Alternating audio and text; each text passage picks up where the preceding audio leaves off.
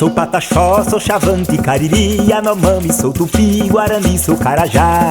Sou Pancararu, Carijó, Tupinagé, Potiguar, sou Caeté, Funiô, Tupinambá. Sou Pancararu, Carijó, Tupinagé, Potiguar, sou Caeté, Funiô, Tupinambá.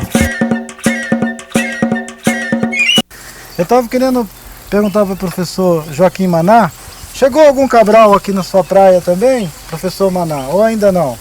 Não, acho que não chegou o próprio cabral, mas chegou os empregados, né, que começaram a fazer essa matança.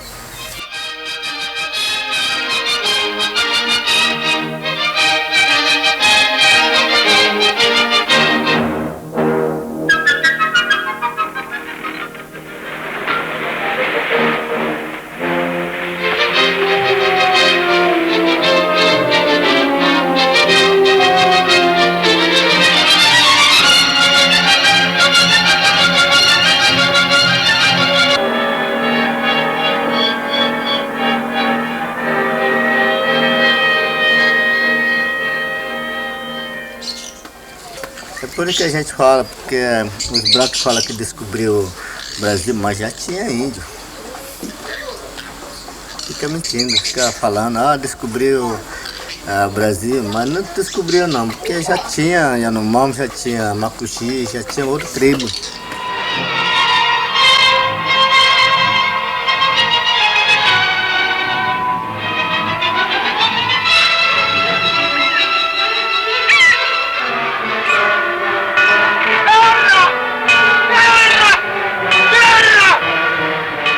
Essa história de Pedro Álvares Cabral ter descoberto o Brasil é a história deles, mas eu não acho, porque quem estava no Brasil primeiro são índios, então eu acho que quem descobriu o Brasil mesmo foi o índio.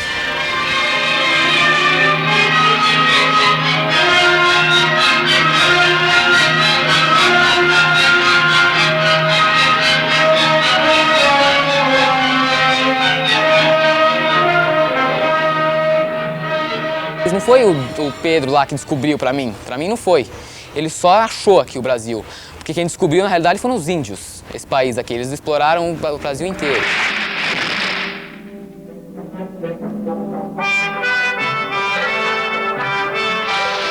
A história que os brancos deixou para os seus filhos foi uma história assim, enfeitada, né?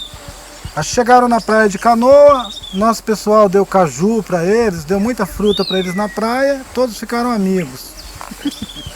Assim começou o Brasil. Pedro Álvares Cabral, através de um desvio de rota, chegou ao Brasil e tentou tomar, né, o Brasil dos índios. Teve guerras entre eles e tudo. Os índios também tiveram a guerra entre portugueses e os índios. Os índios não ganharam por causa de falta de poder. Os portugueses tinham armas de fogo, e eles com arco e flecha, lança, não tiveram o poder. O professor Darcy Ribeiro disse que nós éramos uma população em torno de 5 milhões de habitantes no litoral do Brasil. 20, 30 anos depois que os brancos tinham chegado, essa população tinha caído para coisa de alguns milhares de indivíduos. E foi um encontro, foi brincadeira na praia, trocar só amizade. O índio foi exterminado. A gente acredita que foi exterminado mesmo. Foi guerra de ocupação, né? Foi uma guerra de entrar num outro país estrangeiro mesmo e ocupar ele. Os Pancararu, no sertão de Pernambuco, os poucos sobreviventes dessa nação, depois das guerras de extermínios, eles foram ajuntados em missões religiosas governadas pelos jesuítas. Mais tarde, já no final do século XIX, eles receberam também os escravos libertos, que foram viver com eles para ensinar a eles ofícios que eles ainda não conheciam. E isso tudo promovido pelo governo. Era uma forma de acirrar, né, o processo de integração das nossas tribos com o resto dos outros povos que estavam chegando para cá para o Brasil. Louvado seja o nosso Jesus! Viva os índios da aldeia de Pancararus! Viva nós todos que estamos aqui! Viva os índios caboclo brabo! Eita! Minha bisavó, que era cabocla braba, da Serra Negra, e veio para aqui em aldeia, quando soube que estava, soube que tinha essa aldeia aqui, ela veio plantar os índios. Veio plantar os índios aqui aqui se criou. Trouxeram negros, trouxeram branco aqui junto para trabalhar, para ensinar os índios, que eles ensinavam a língua, mas a mão de obra, eles trouxeram outras pessoas já qualificadas para ensinar os índios a trabalhar. Plantar cana-de-açúcar, ampliar a plantação de mandioca, que já existia, mandioca e milho. E com essas mudanças, com essas pessoas misturadas em nosso meio aqui dos índios, é que começou a interferência de sangue e de raça. Será pijar o que, le, la, la, que le, caca, que lo, paranda, be, que, o que se pacha, le, dando, o que, caca, o beredando. Esse era o torneio dos caboclos brabo do mato. Minha bisavó chegou, cantava, que era cabocla braba. Vocês viram como que os pancararus sofreram com a expansão do ciclo, né, econômico da cana-do-açúcar, que coincidiu com o assentamento deles nas missões religiosas em 1808 e que veio até o século XX.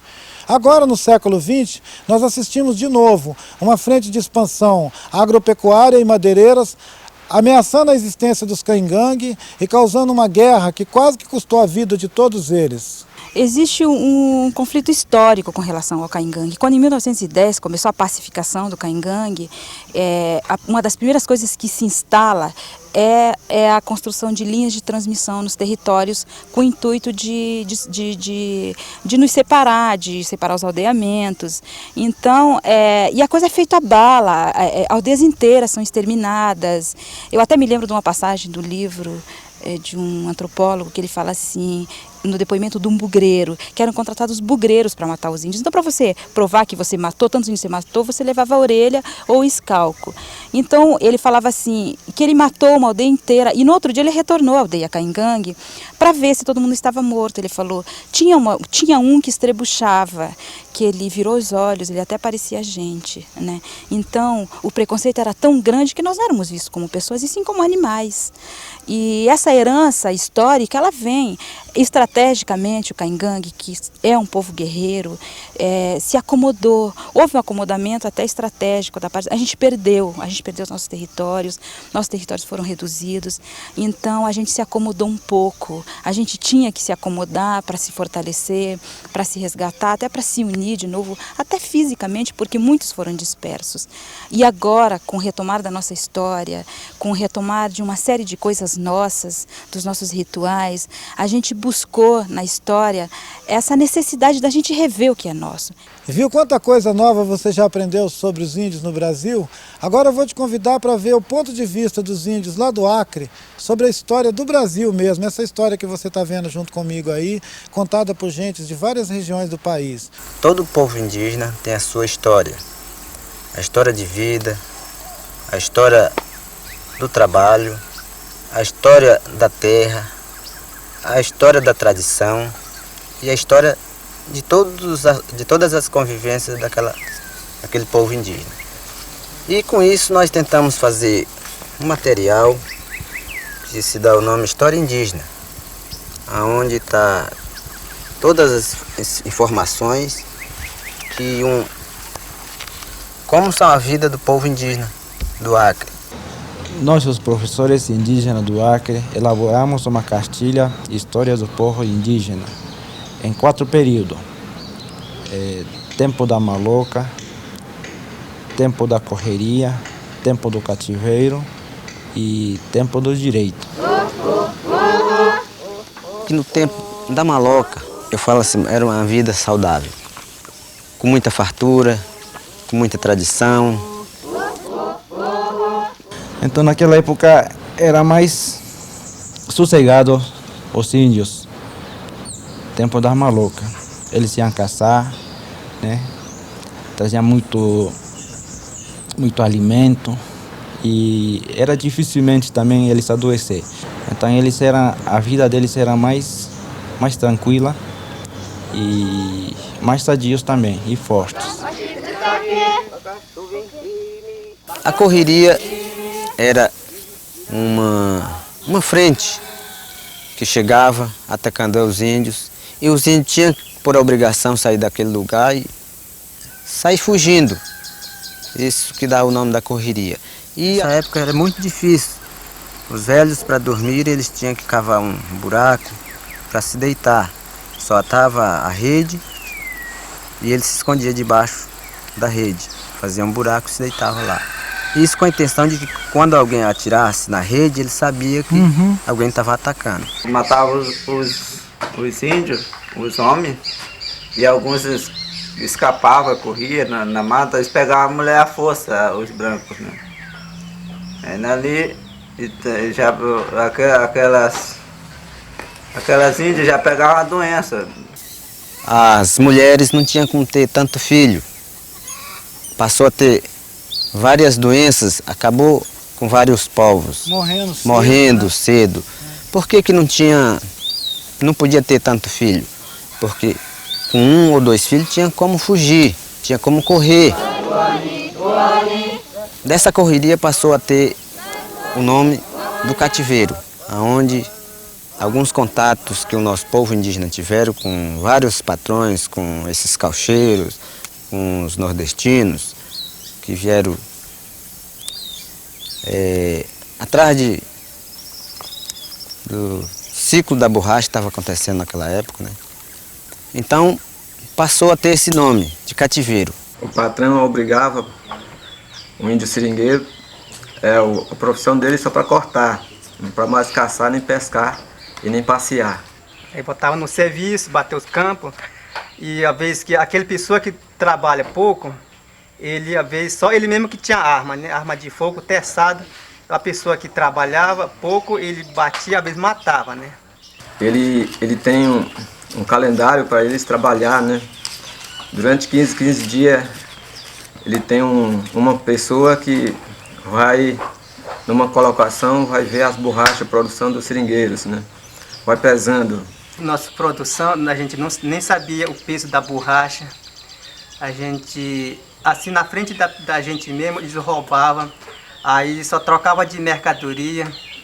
Ainda dizia que a gente já estava devendo para ele. Precisa de fazer outras borrachas novamente.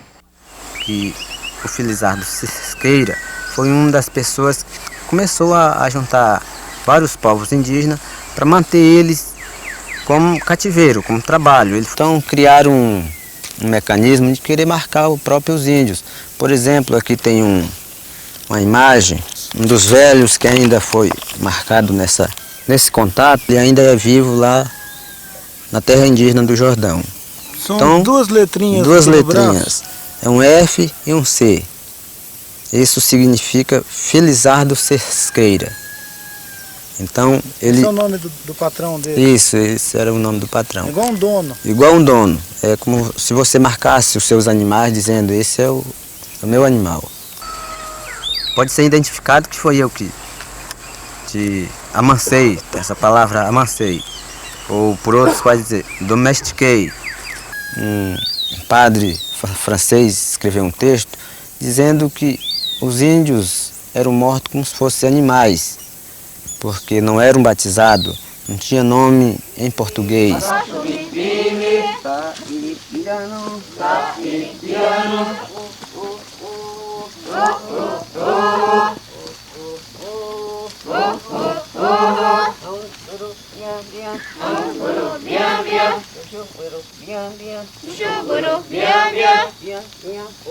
Eu tenho visto que esses direitos que a gente conseguiu, que a gente manteve fixo, de você ter uma terra demarcada, ter uma escola na aldeia, ter um agente de saúde na aldeia e ter agentes de agroflorestais que estão também se formando para trazer outras alternativas. E não é só isso que resolve o nosso problema. A gente vai conquistar muito mais direitos, como direitos da cidadania que falam, das melhores condições da cidadania e que o povo indígena também precisa.